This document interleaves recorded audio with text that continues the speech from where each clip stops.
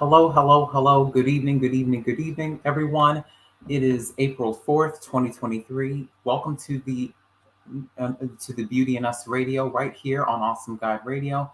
I'm your host, Nelson E. Brown. I know it's been a long time since I've seen everybody. We've been through Women's History Month. We finally escaped the cold, and now we have entered into the season of spring. So I'm very happy to be joining you guys again for another brand new show. I'm happy that you guys have had an opportunity to watch some of the previous broadcasts. I'm glad that I had a chance to really take some time off and really get a mental health break. A lot has changed since the last time I talked to you guys back in February, but I'm very happy to share with you all that I started a new job, my first full-time job since I've graduated from college at the Carroll County Health Department. I'm very happy about that. I've pretty much have been settling into this new role and this new job and this new position. It's been a great so far. I've had a chance to meet my colleagues and work with them closely already, and I'm already developing a lot of great coalitions and great rapport with all of my staff members. And I've really had a chance to really get my feet wet. I've been able to take all of my experience in all of the capacities that I've worked in, from Senator Cardin's office to MDE to Mid-Star Health's house call program and every other capacity. I've been able to take all of that experience and all of what I've learned in the classroom, and I've been able to apply it to where I am now. So I'm very thankful and great. I'm very blessed to just be a part of a new beginning, something brand new, a new role, a new atmosphere, a new place of business with new people, and it's been great. God has really blessed me in the midst of everything that I've been through for the past 3 years. I'm very grateful, and I'm blessed to really be in the position to really again make an impact as I have been, and as I continue to. So I'm going to speak about a very sensitive subject tonight. So this evening we have Miss Dina Jones. She is the executive director, the program director of Catherine's Cottage in Baltimore. So Catherine's Cottage is the organization that she leads, and she's going to speak to us about it in about 15 minutes. So she's going to speak to us about her work at Catherine's Cottage, which was founded in 2017. So it's a residential emergency safe house offering shelter and supportive wraparound services to human trafficking victims. So human trafficking is the subject, is the subject that we will be speaking about this evening. Now, I thought about this long and hard. This is my very first time that I've really been open and honest and transparent about how important it is for all of us to really bring awareness to human trafficking. I met this young lady through one of my mutual contacts. If you all remember, I had him on the show. Baltimore City Councilman Christopher Burnett.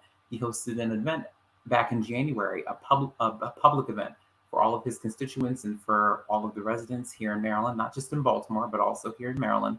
And we were talking about how to protect each other against human trafficking, our children, our elders, our and just our families from human trafficking. So we had a human trafficking awareness event, and we had a chance to really sit down and learn about each and every organization that was a part of this coalition that the councilman built to help protect people against human trafficking. And I stumbled across Catherine's Cottage, and I had a chance to speak to this young lady. Thank you, everybody. Thank you again for tuning in. Miss Angela D. Madison, good evening to you as well. Thank you for tuning in. I appreciate it. But like I was saying, I had a chance to really network with this young lady, and I've been able to really learn a lot. I've been able to learn a lot about her and the work that she's done in order to prevent human trafficking. But just to sum up everything before we go into the show this evening, I want to speak to you all about human trafficking and how it really affects us in our community.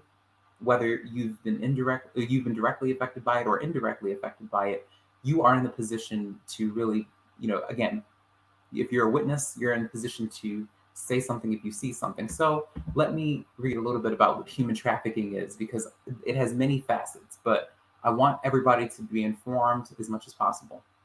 So according to, according to the U.S. Department of Homeland Security, human trafficking involves the use of force, fraud, or coercion to obtain some type of labor or commercial sex act. Every year, millions of men, women, and children are trafficked worldwide, including right here in the United States. And according to the Department of Homeland Security at the federal level, it says that it can happen in any community and victims can be any race, gender, or nationality. Traffickers might use the following methods to lure victims into trafficking situations. So it has a list right here. It says violence, manipulation, false promises of well-paying jobs, and romantic relationships. But it also states that language barriers, the fear of their traffickers, and or the fear of law enforcement frequently keep victims from seeking help, which makes human trafficking a hidden crime. It's considered to be a hidden crime in these circumstances. It also goes on to say that traffickers look for people who are easy targets for a variety of reasons. So reasons, some of those reasons include psychological or emotional vulnerability, economic hardship, the lack of a safety net, a social safety net, and natural disasters, as well as political instability. And it also says that the trauma caused by the traffickers can be so great that many may not identify themselves as victims or ask for help, even in highly public settings. That's just a general overview of what human trafficking is, but there are also a lot of myths and misconceptions about what human trafficking is and how that appears in the world. So some of those include one myth is that human trafficking does not occur in the United States. It only happens in other countries. Like I read to you guys, it's not true. It happens right here in the United States. Many men, women, and children are affected by it. Another myth is that human trafficking victims are only foreign-born individuals and those who are poor. Again, it can happen to anybody and everybody if they are in a vulnerable position or if they come across a trafficker who presents them with anything that I just laid out on the table. Um, if they're really in a difficult circumstance, if they lack a social safety net, and again, if they're very, very vulnerable, and if they have been subjected to violence, manipulation, romantic relationships, or the false sense of security in terms of having a well-paying job, or at least what the trafficker wants them to believe, they are in a position to really be victims of that, and that's what we're trying to really avoid here. So it really boils down to what the myths and misconceptions are, but we have some others. So we have listed here that individuals must be forced or coerced into commercial sex acts to be victims of human trafficking. That's not true. We also have labor trafficking, and we also have the trafficking that takes place all over the world, and that Ms. Jones will talk about momentarily. Another myth is that human trafficking and human smuggling are the same. That's not true. Smuggling and trafficking are two separate acts that are committed by two separate groups of people who are the inflictors of this type of trauma. And the last myth that's listed here, according to the U.S. Department of Homeland Security, is that human trafficking victims will attempt to seek help when in public. That's not true. A lot of people who are victims of human trafficking also seek help behind the scenes. What we're going to be presented with here is more information about Catherine's Cottage and more information about Miss Dina Jones as she speaks to us about her work as the program director. Again, the Catherine's Cottage was founded in 2017, so this is going on year 6 that she's been doing this work. But I'll read you a little bit about Miss Dina Jones. So Dina Jones has a Bachelor's of Arts in Criminal Justice and Criminology and a Master's of an MBA, a Master's of Administration with a concentration and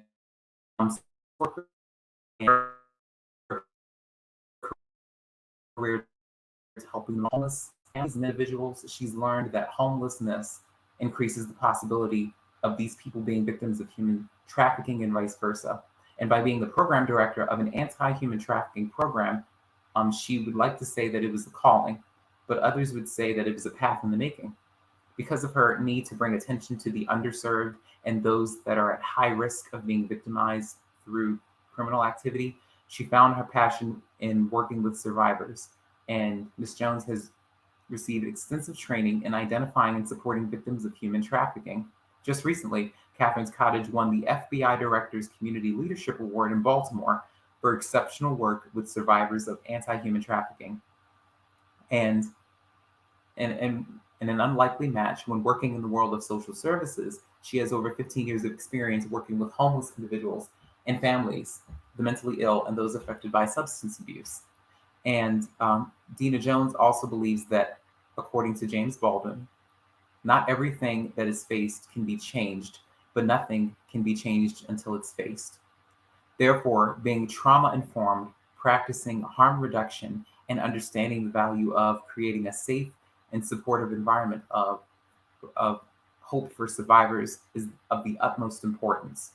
And she recognized that she and her staff can create an environment of healing and change by treating others with compassion, empathy, and respect. So these are some of the things that we can look for when we want to do this work. But let me read you a little bit more information about Catherine's Cottage. And like I shared with you all before, Catherine's Cottage was founded in 2017, and it's a residential emergency safe house offering shelter and supportive wraparound services to human trafficking victims. It was named after the Salvation Army's co-founder, Catherine Booth, who devoted much of her efforts to providing rescue homes for young women escaping sex trafficking in London, beginning in the late 1860s.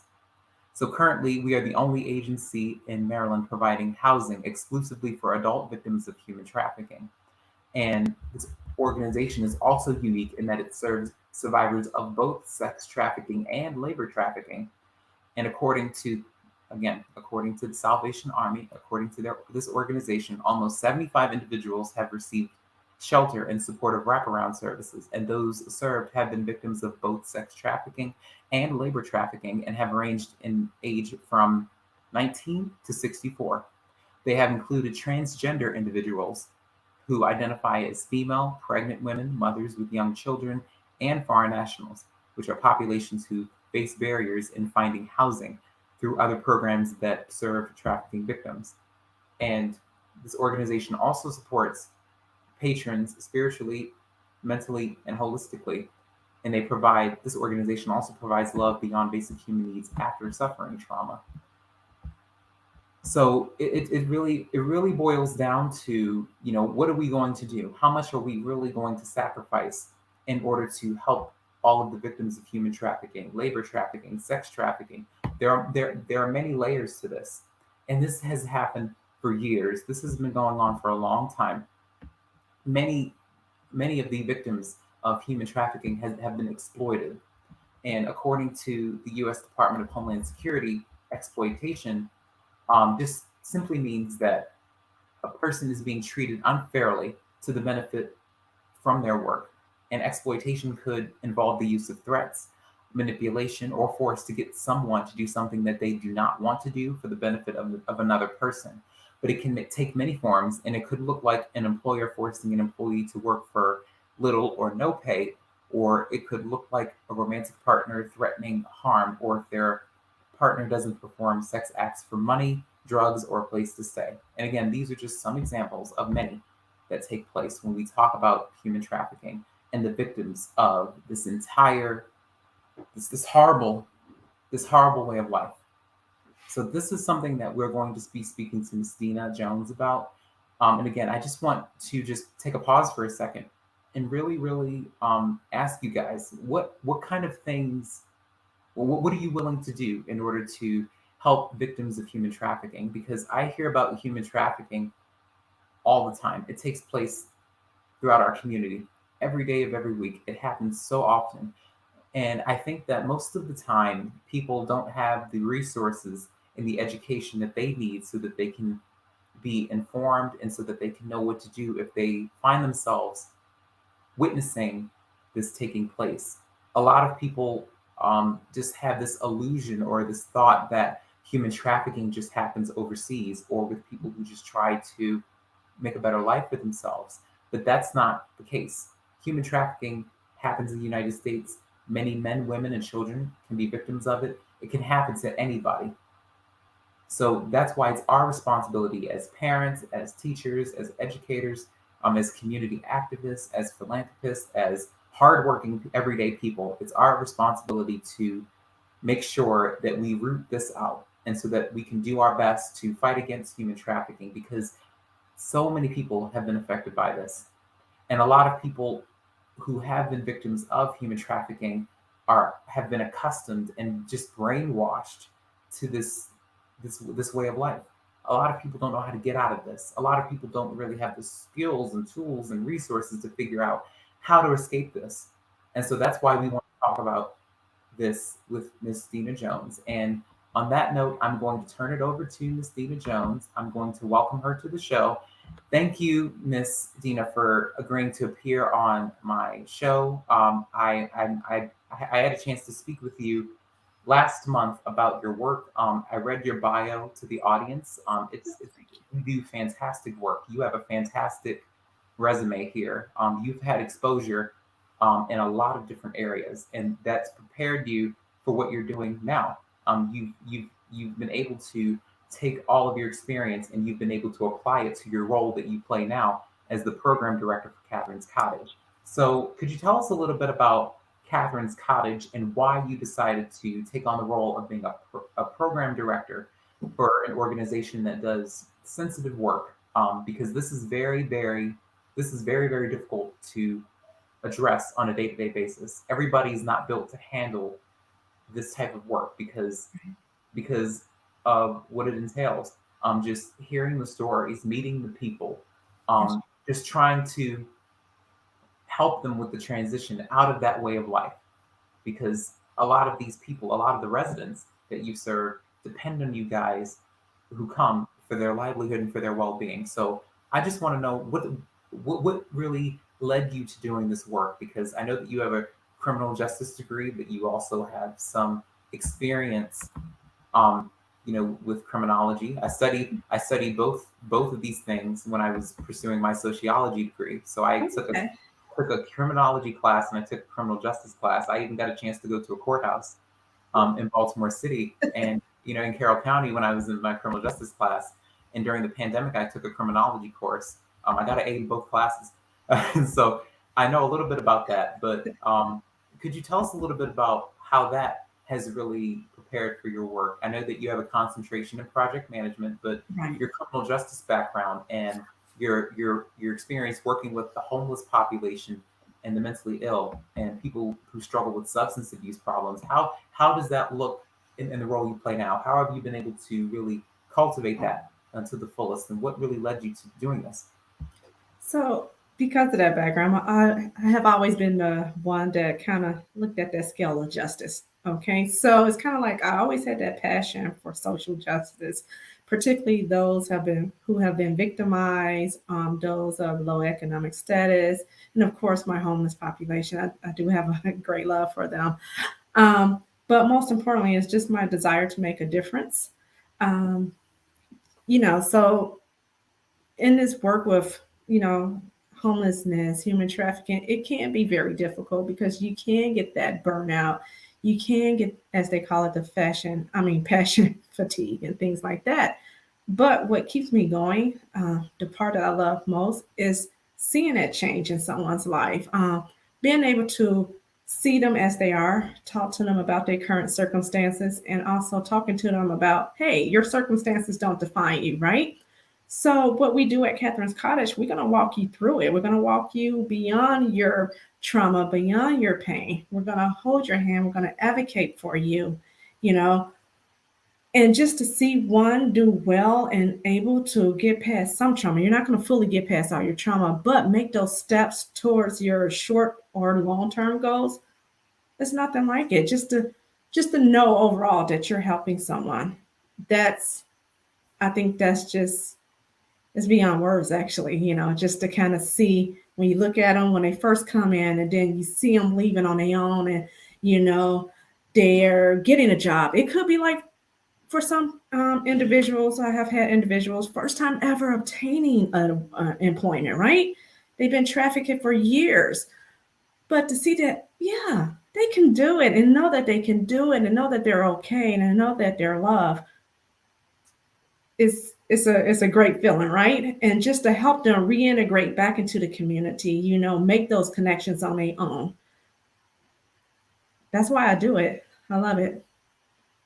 Yes, absolutely. And thanks again for just sharing that with us. I think it's important for everybody to note that, again, this affects everyone.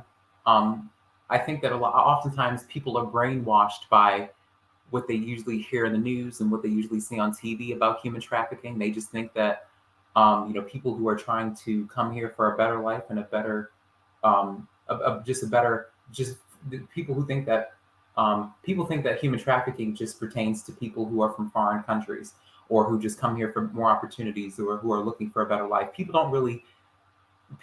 forget to just realize that it happens in our community every day. And oftentimes human trafficking can look very subtle, especially, for people who don't really know what to look for, because people could be, witnessing this, each and every day, and people just because they don't have the resources and tools to really figure out what the warning signs are and what and what to look for, they turn the other cheek. So I don't necessarily believe that people are just people just don't care. I just think that people just don't know what to look for if they see someone, who they may suspect may be a victim of human trafficking, or if they know someone in a circumstance, that that they really think that is awkward or just unusual. A lot of people are really scared to say anything about it because they don't want to. They feel like, if it doesn't apply to me and if it's not affecting me, it shouldn't matter. Or, I don't want to make waves because I might make the situation worse by speaking up and talking about it. So a lot of people just kind of, act as bystanders in these situations, and they may not know how to move forward, and they may not know who to turn to, who to call, and who to really share this with, because it's such a sensitive subject. But it applies to all of our lives. And again, men, women, and children experience this every day. And again, because it's very subtle, people overlook it, because it happens, because people think about the fact that, it could happen, in our neighborhoods. It could happen, when we get up and go to work every day. We don't know who's witnessing this on a daily basis. It could be our coworkers, it could be our family members, it could be our friends, it could be our neighbors. I mean, it could be anybody. So, how have you guys been able to grow? Because I know that Catherine's Cottage is it was founded in 2017, so it's only 6 years old. So you guys have been able to really, conquer so much since 2017. I know that you have I know that you have experience dealing with people who suffer from substance abuse issues and people who struggle with mental illness, and you've been able to again apply those same skills to the work that you're doing now. And what does that look like, in terms of just just helping people navigate through their way of life, because because this is not something that people can just pick up and put down, and the change is not going to happen like in the in the in the in the flick of a light switch. This It takes time to really support people in this transition. It takes consistency, and sometimes it becomes very uncomfortable with people who think that this is just the way things are supposed to be for them. And it's everybody's responsibility to help them recognize how much potential that they have, and that they can do more, and that they can have a successful life, and that they can be happy. Um, so, what does that really look like? I guess my next Well, question. go I'm ahead. going off a little bit, but um, I guess my question is, how do you, what motivates you to do this every day, even with the challenges? Like, what's very challenging about this work, and what motivates you to, keep going, keep doing this work? So I just wanted to touch uh, kind of back on some of the things she said. As far as my staff go, a lot of trainings, a lot of trainings. First of all, we are trauma informed. We approach every survivor, with passion, respect. We like to work with our survivors through a holistic approach, pretty much. And with that holistic approach, we work on a mind, body, soul, pretty much. We take our time. We want them to know that we're here no matter what. We want them to understand that, hey, If you have mental health, if you have a breakdown, that's okay. We're going to walk with you through this. We're going to find appropriate resources. Currently, we have an in-house therapist um, uh, who is trained in crisis intervention, just cognitive behavioral therapy type. So we have someone on call at all times. Um, then, our case managers, we have case managers also. They use strength based case management, motivational interviewing. We come from a standpoint, we're not trying to force you to do anything. This is your path. You have to want to go a certain distance in your path, your walk, but we do help you to navigate that path, right? We will sit there and we will talk to you in great details. We offer life skills. A lot of people that has come to us, they don't know how to cook or clean. They don't know much about debt budgeting or anything like that. They never even been to a museum, right? Some never even had their nails or their hair done. Part of us is to just build you up, make you feel good. You can do anything. Once again, your circumstances don't define you. So, with that, I make sure that all of my employees are fully trained. Respect goes a long way. Some of the challenges, some of the major challenges that we have is that sometimes, especially with mental health, sometimes, we're going to take you regardless, right? But sometimes that behavior can be such that it could be a risk to yourself or the staff in my house, then we may have to refer you out immediately.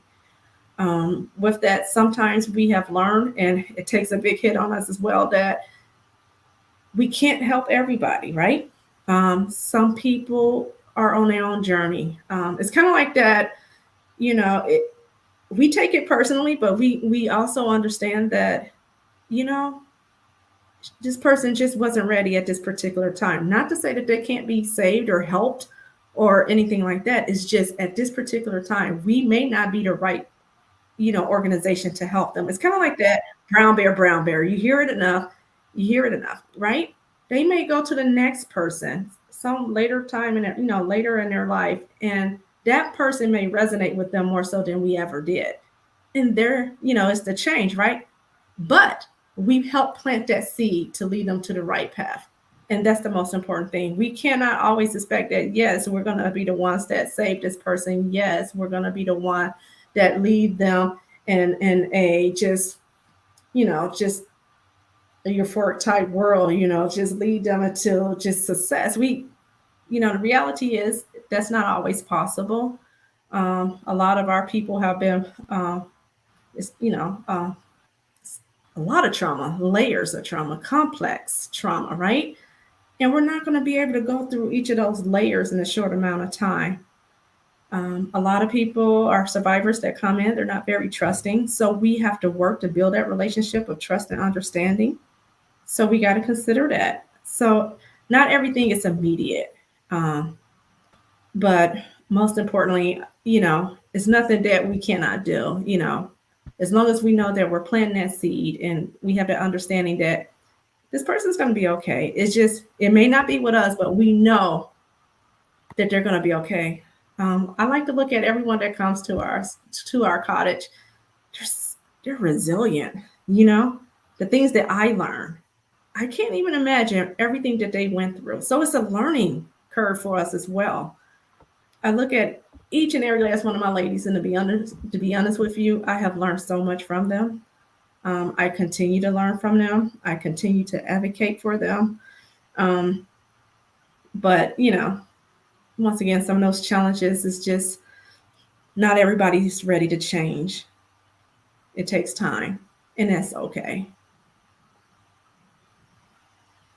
Yes, absolutely, absolutely, and I like the fact that you mentioned that everybody's on their own journey. So, the journey for one person who may be a victim of sex trafficking may be different from someone else, and so everybody's journey is different, and everybody is on a different path. And when someone is in the position where they want a new life, a different life, a better life, that looks different to everybody. So everybody has to just be open to the fact that everybody everybody is on their own path, And since it's their own journey, you have to meet people where they are. You may want them to be one place, but you just have to be open to the possibility that maybe they're not at that stage yet. And like you said, you have to build that relationship, and it takes time. Yes. It takes effort and it takes consistency, because people who are victims of human trafficking, people, they have no reason to trust a stranger. I mean, Right. they have no reason to trust you all. So that's why once you build that relationship, it's very important for everybody to cherish that, and also so that the victims don't feel judged, Hmm. so that they can also feel understood by the people that they're trusting, And because I oftentimes the fear is there. and I always tell them, a lot of my younger survivors, they always say, "Hey, we love you guys," but you don't, you guys don't meet my way of life at this particular time. And I'm like, you know what? I understand, but you know what? I always leave them with this: you can always come back. We're always here. I never turn anyone away. If I never is rare. Even if something happened in the house that may require, part of our policies and procedures, right? I'm going to give you another chance. We all have, grace is important in this field. Understanding is important in this field. And I just let them know you're always welcome. You know, we're still going to be here for you. We're still going to love you beyond anything you ever had before. We're going to give you that hope as much as we can. And Yes. and just kind of talking about just when we meet women sometimes, that intake part or just having conversations, what I'm learning is that a lot of survivors don't really realize that they've been trafficked, you know? They don't realize that when somebody forced you to do something, coerce you to do something beyond your will, the psychological piece to it, the physical piece to it, sometimes they don't realize that that's a trafficking situation. There's help out there for you. So part of our job too is to educate, know your rights, your legal rights. So so far we're doing pretty good at it, and it's just kind of great to see those see them thinking, right? Just like, yeah, okay. We help them with expungements. We have partnerships with different legal people. We have partnerships with different workforce development places. So I think we're in a good place to help, but as long as they want the help, you know. Right. Yeah, I understand that, because of course, with any journey and with any step to healing and really building a better life for yourself, your desire is everything. Your desire to want something different, has to be there in order for that to take place. And also, having a coalition, having a community is also important, because oftentimes people think that they just have to go, excuse me, they have to go through all of this trauma alone. And then, of course, people like you and all of your colleagues, you guys are there to be that community for people, the victims who may feel like they have to go on this journey of a better life and a new life, alone, because while they've been the victims, they felt alone. Nobody was there to advocate for them. So you guys are there to advocate for them, to uplift them, to encourage them, and guide them into to a better life, for them. And again, that life, everybody has their own journey, moving forward. And and people always will be in a position to have opportunities that they never thought they would have, in a new life. So it's great to hear that too. So my next question is, how have you been able to work with the community, in terms of, and I'm talking about legislators, community activists? How have you been able to really facilitate outreach events, or any type of activities where people can really get involved? What has that looked like to you? Because like I said before, I said earlier on in the show, and I've had councilmen on the show. I found Catherine's Cottage through Baltimore City Councilman Christopher Burnett's office, and I know that a lot of the work that him and his colleagues do is centered around human trafficking, and just preventing that throughout the community. So how does it look? How do you guys work with the community? Do you work with the legislators? Do you work with activists? How do you facilitate activities to help people learn more about this entire world, this different way of life because people just don't really understand. I find that a lot of people don't understand the ins and outs of it. So how do you do that? So definitely partnerships is a big thing. I serve on several committees. Sorry about that. I work for the Maryland. Well, I serve on the Maryland Human Trafficking Committee, Baltimore City Human Trafficking Committee, even some of the sub committees and things like that, in which together collectively we work on different um, just just on different ways on how to um, help our survivors. Just look at the gaps, the areas, the gaps in different areas. For example, housing is a big barrier for our survivors. Work, employment is a huge barrier.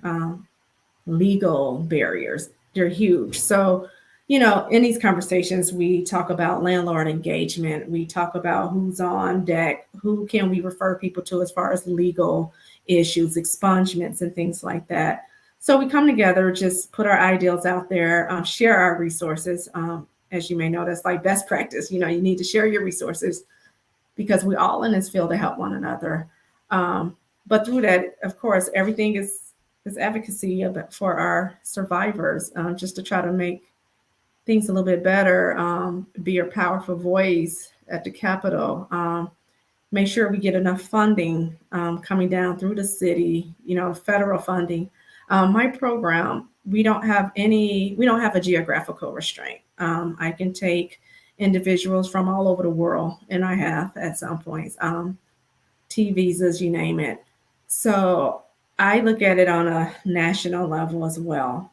How can we help them? How can we move this process a little bit quicker as far as applying for your visas, or, just even on a local level? How can, we get these expungements? How can I help them with, that criminal background that may interfere with getting housing, or the lack of employment or income, which may interfere with them getting housing?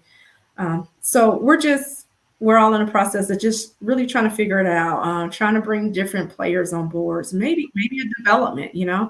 I have also been more involved with Baltimore City Continuum of Care for the Homeless. As I don't know if some may know that sometimes homelessness can lead to trafficking. It's a vulnerable situation that can lead to trafficking, and vice versa. Trafficking situations can lead to homelessness. So, if we can try to work collectively as a whole, I'm pretty sure we can definitely come up with something, solve this issue, but it's not going to be solved, I think you mentioned before, unless the world, everyone is educated on this situation. And like you said, a lot of people don't understand the atrocities of human trafficking. They don't understand the importance of, just being that voice for those who don't have a voice, or who had that voice muffled out of them.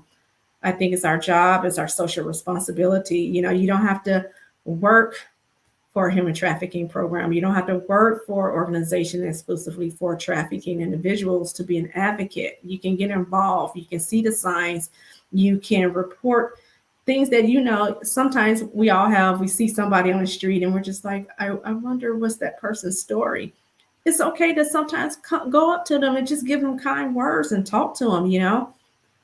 I think a lot of times people don't realize that human trafficking is a violation of human rights. And if we can just come together, and just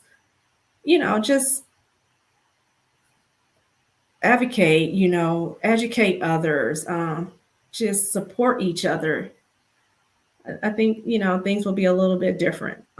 This is a multi-billion-dollar business.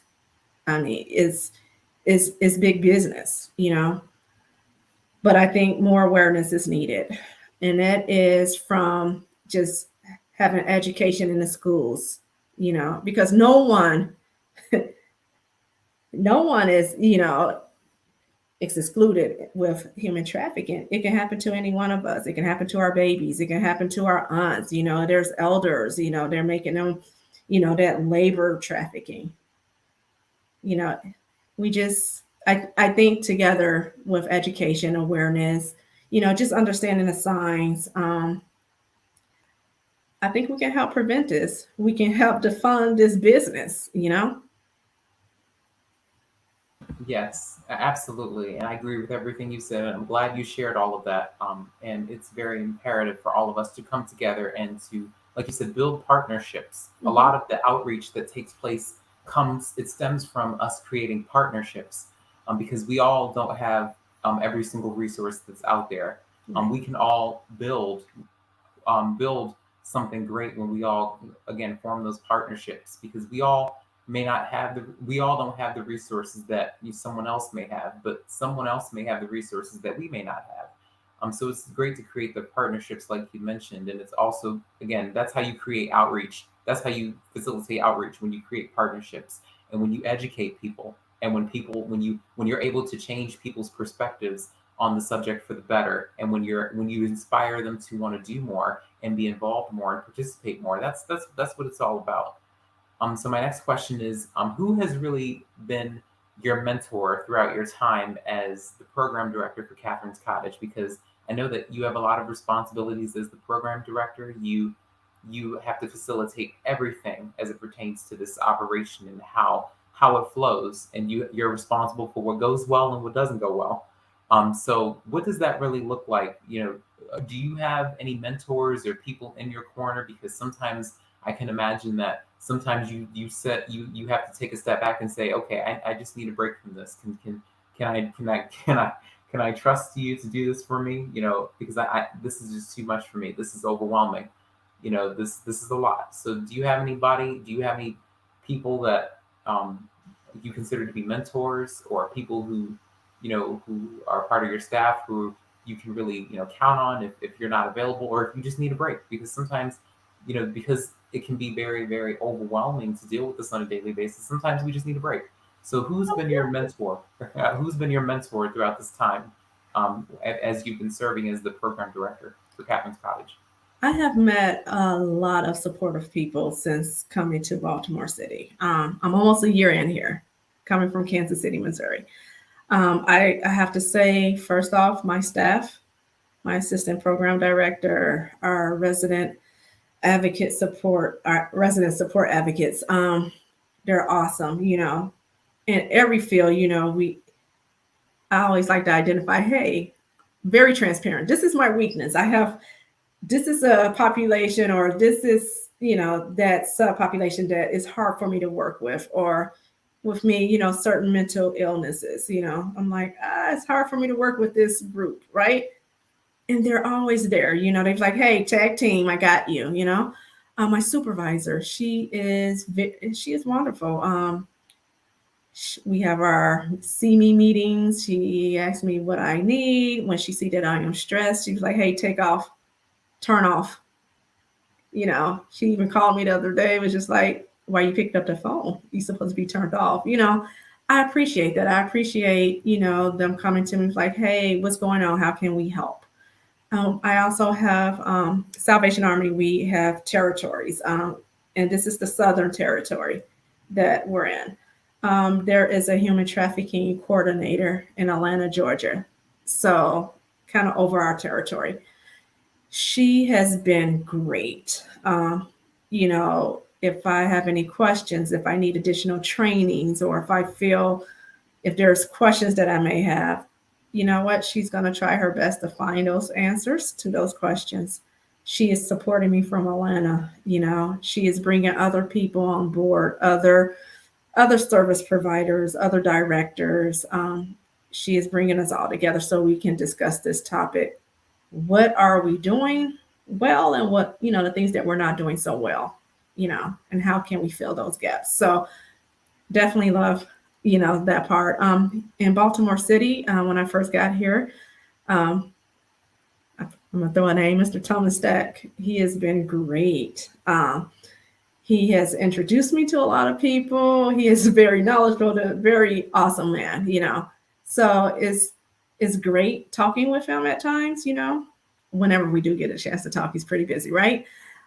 So it's just those learning opportunities. I appreciate every last one of them. I appreciate that little time, those questions that are answered, because I usually have a lot of questions, but they never like, oh, you should know this, or oh, look it up or something. They're always there. They're always there to connect me to the person I need to be connected to at that right time. So I am very thankful for those individuals. Yes, and I'm glad you were able to mention that because it's very important when all of us, when we all take on leadership roles, we all need mentors. Yes. Oftentimes, people look to leadership as the answer for everything, and Right. as leaders, we don't know everything. People trust us to know everything, but we don't know everything. So that's why we. It's always great to have people who can hold you accountable for what goes well and what doesn't go well. It's always great to have a mentor, somebody who can guide you in the right direction and who can really build you up and teach you how to be perseverant, how to demonstrate perseverance and how to be resilient, and to just give you all the tools that you need so that you can become a better leader and a better example. Because of course the leadership is like the journey as well, just like starting from the beginning and working your way up. As a leader, you're not the same leader that you are when you start versus as you gradually continue. You change. Your leadership changes. It's supposed to change for the better. The more you learn, the more you grow, the more you're able to again demonstrate that resilience that we talked about. And even though people look to you for all the answers, like you said, it's great to have mentors. Everybody needs a mentor. So it's great that we you have people who can hold you accountable for everything. So that's always great to have. So what advice would you give to someone who's looking at this field and who's really, really contemplating this and who really, really wants to make a difference and who really wants to be that advocate for social change for the men, women, and the children in their community and globally? Because this is very tough work. This Right. is very, very, this is not something that everybody can do and everybody can handle. It requires you to have a lot of patience, a lot of understanding, a lot of empathy, and you have to be supportive. Boundaries. Yes, Boundaries. and also boundaries Yes. with everything and everybody that comes your way. So because and also like I said before, like I mentioned to you off the air, I have a bureau that deals with people who suffer from mental illness and substance abuse and a lot of people who are trying to build a better life for themselves. People who are, like you said, suffer from homelessness, who are mentally ill. A lot of people forget about a lot of the social ills that are here and that are prevalent throughout our communities. So, what advice would you give to young people like myself who are who may say, listen, I want to be an advocate for social change. I might want to enter into this field because I know a lot of people. I know a lot of my classmates and friends who've gone on to pursue master's degrees. Some of them are in doctorate programs and they're studying criminal justice, criminology, political science. Um, like I said, I have a degree in sociology, but psychology and just this social sciences realm. A lot of people are pursuing careers in social change, but when people get to human trafficking, they kind of say, "Oh, I'm not sure about this." So, what advice would you give to someone who may be interested in this, in just pursuing this? Because it takes a lot. It takes a very, very special person to do this work. So, what advice would you give? No, I will say, you can do whatever you put your mind to, right? If you feel sometimes with this position, I think just my past experience, my past work experience led me to this position. So as you work sometimes and as you get more knowledge and more trainings and stuff, sometimes you can be led to where you need to be honest with you, at that right time. For this line of work, I will suggest, hey, why don't you try volunteering at an organization? Just kind of see what it's like. Reach out to any of the directors or any of the programs, shadow for a day or so. A lot of programs have that educational piece, do that. You can learn a lot, sometimes, just you can see what that day to day is like when you're working with survivors. And sometimes those days are not always peaches and creams, right? Sometimes you're going to see some interesting stuff. You're going to see some behaviors. And I think then you'll be able to determine whether or not this is the field you want to go in. Um, but I do, if you want to continue with advocacy, please do. A lot of people need you. Um, I'm proud of this new generation. They're unapologetically themselves, right? Continue to speak up, continue to be that scale of justice. If you see something that's not right, speak up. As far as humanity goes, you know that trafficking is it's a violation of humanity, of human rights. Speak up. Um, you can do a lot. You don't necessarily have to be connected with a human trafficking organization to be an advocate. You know, TikTok is with the Gen Zs, they love the TikTok. Make that your platform. Do your research first. Once again, reach out to people that may be in that field, and I guarantee you no one will turn you down. They're going to welcome you because we need you. We need voices, we need supporters, we need those future advocates. And I'm getting old, half of us getting older. Somebody got to stand up and take our place, right?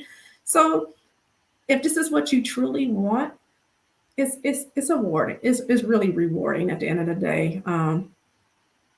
The challenges, yeah, you may have some challenges, but what job you're not going to have some challenges at? When you think whether it's co-workers or you may not like the policies or procedures and stuff. Those are minor things. But at the end of the day, this is a very rewarding field. Um, it's helping others. It's you know, I like to look at it like, you can make a difference, right? We all can make a difference. It just takes one person. It takes that action step. Just do it. Um, but first of all, of course, you need to know the signs, understand exactly that trauma informed piece, um, the rights based approach, survivor centered approach, things like that. Because in this field, we never want to re-traumatize anyone. You know, that's absolute no. What we do want is to try to treat them with respect, autonomy. Let them know that whatever path you choose, we're there. Our our goal is to help guide you if that's what you want, and kind of open up those doors for you, lead you to the right places, the right corners. And we need you. We don't have a lot of people in this field. We got a lot of job openings out there. So that's my advice to the young people or just people in general who wants to get in this field. Don't just think about it, just do it. Sometimes you just got to do it. Yes, absolutely. And thank you for sharing that too. I encourage people all the time to contact, and this is what I do. This is what I've done ever since even while I was in college and even before college. I always reach out to my legislators at the local, state, and federal level about any issue that bothers me, anything that I'm concerned about, anything that I want to bring to the table. I always contact my legislators about everything that I see that I don't like. I'm always contacting my legislators. I probably irritate them, but but But that's but good. but that's but that's their job to address issues from their constituents. And even Right. even prior to my role at the Carroll County Health Department, I was an intern for the U.S. Senator Ben Cardin's Baltimore office, and I had a chance to really help the constituents of the public deal with a lot of issues that were prevalent in their communities. So a lot of them had issues with federal agencies that they needed to be resolved. So I had a chance to really gain experience in that aspect. And then I was also an intern under MedStar Health's house call program, and I had a chance to learn about the field of geriatrics. And I had a chance to really go out on house calls and meet patients and their caregivers and really work with the marginalized communities and the communities that were considered to be low income. I've worked for the Maryland Department of the Environment, and I was able to work under the lead program and really make a difference in the lives of a lot of children and their families. And I've been able to serve in so many capacities. And I say all of that to say that we are in the position to serve. We are in the position to, like you said, volunteer. Mhm. We're in the position to really make an impact. We just have to figure out what our knack is. We have to figure out what kind of skills and what kind of abilities do we have that we can really bring to the table, because we can all take our skills, our education, and our knowledge, and we can apply it to anything that we want to apply it to. We just have to figure out what that is. So Right. I always encourage people, just reach out to your local legislators, create some outreach, build partnerships, because that's the only way you can really get to know people is through outreach. You Right. can't think that you can just do all of the work, without, the community. It requires all of us working together. We can't build anything alone. We need people. So I always encourage people to really, network with others, build partnerships, build coalitions, because that's the only way we can all grow together. And again, we can't accomplish, anything alone. We're going to need people. We're going to need different perspectives. We're going to need different resources, and we don't have all the answers. So it's very important. So before I let you go, is there anything else that you want to say, or do you want to give everybody information on how to reach you if they want to learn more about Catherine's Cottage, or if they're interested in maybe volunteering, or maybe even applying for a position with you guys, so that they can really start this journey, start this advocacy, start this career? How can people reach you, and where can they find you if they want to learn more about this work, or if they want to get involved? Okay, so you can reach out to me. I'm going to give you guys our website. It is www.sa hyphen md hyphen org /Catherine's CATHERINES hyphen cottage, right? So you can go onto our website. You can look at the pictures of the inside of our home. You can also, there's also a place on there that you can reach out to me, Dina Jones. My information is on there as well as my, email, phone number, and things like that. Our shelter number, just in case you guys run into someone out there that may need help, or you may feel that is a survivor of labor or sexual human trafficking. You guys can always refer them to us. We appreciate that. We are hiring. We are looking for resident support advocates, case managers. You can go on Indeed, or you can go to the Salvation Army Central Maryland website as well to look for those jobs, those positions. So, if you have any questions or any concerns, or, just, hey, you might want to volunteer, right? We can always use your help. Just reach out to me. Send me an email. Dina Jones, Dina.Jones at uss.salvationarmy, that's one word, .org. And I look forward to hearing from you guys. Yes, and thank you again, Miss Dina, for agreeing to appear on my show. Thank you for taking time out to speak about a very, very important matter. This is a very, very sensitive conversation, Yeah. but it's a necessary conversation. And I hope that the listeners and that everybody, again, it feels informed. And I hope that they were able to educate themselves by what we shared this evening. So I will follow up with you. So I will be keeping in touch, because I have a lot of people in my network. I know a lot of people who are looking for partnerships, and who are looking for, people to build coalitions with. So I'll definitely keep in touch with you about more Awesome. opportunities and more people, so that you guys can continue to build together. Okay. Well, that'll be great. I look forward to hearing from you. And we can probably discuss. I got some more trainings coming on board that I'm going to open up to the public Yes, and things. So it should be great. yes. So thanks again for appearing on my show. So Well, thanks for having me. yeah. So you have a good evening, and I'll talk to you All right. soon. Have a good one. You Bye, too. everyone.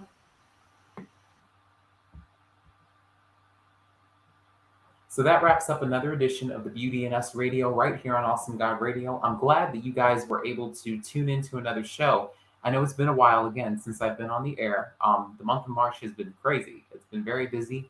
And again, I've been acclimated. It's been almost a month now. I've been getting acclimated to a new job, new people, new atmosphere, new roles, new responsibilities. But I'm here now. So I'm glad that you guys were able to tune in. I see a lot of feedback in the comment section. I'm glad you guys were able to really engage with Miss Dina tonight. Miss Jones was definitely able to lay it down for us. She's doing the grunt work. She's behind the scenes. She's the advocate. She's the program director. She's wearing many hats. So that's to be respected. So I'm going to let you all go. But before I go, I want to let you all know that there will be another show this time next week on April 11th from 6 to 7 p.m. Eastern Standard Time. So, again, make sure that you guys subscribe to Awesome Guide Radio. Make sure that you follow us on Facebook, Twitter, Instagram, and LinkedIn. We're also streaming our shows on YouTube. Make sure that you follow me at Nelson E. Brown on Twitter and Instagram, and on LinkedIn and Facebook as Nelson Brown. Again, Awesome Guide Radio. This is our community. This is our village. Make sure that you guys subscribe to our channel, and you can watch some of my colleagues. You can watch some previous shows of mine, or you can tune into one of my colleagues' shows. We've been doing fantastic work. I've been doing the show for 3 years now, and it's been a blessing. I've met so many amazing people. I've grown so much, not just from a professional standpoint, but also on a personal note. So I love you guys very much, and I appreciate every single one of you that tune in each and every week for each and every show. I don't take it for granted. So I love you all, and I appreciate you all. It's been such a blessing to really, again, lay my heart out on the table for each and every one of you. So I trust that you guys were able to um, gain a lot from this conversation. So this is Nelson E. Brown, well, with the Beauty in Us Radio right here on Awesome Guide Radio, signing off. I will see you all next week. So make an appointment to meet me back here on Tuesday, April 11th, 2023, from 6 to 7 p.m. Eastern Standard Time. Take care. Bye. And stay warm. It's spring. Happy spring.